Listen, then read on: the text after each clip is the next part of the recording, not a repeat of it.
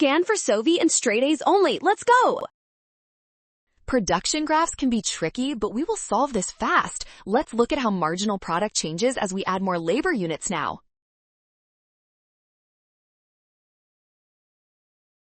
Diminishing marginal returns occur when adding an extra worker results in a smaller increase in output than the previous worker. We see this when the marginal product curve starts falling down.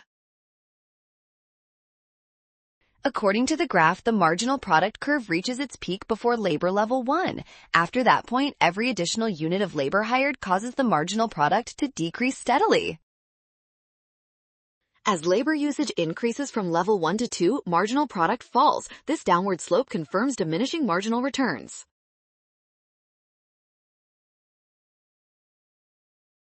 Well done! Scan the code. You can learn better with Sovi. Avoid a rush. Trust the given graph to see the falling marginal product.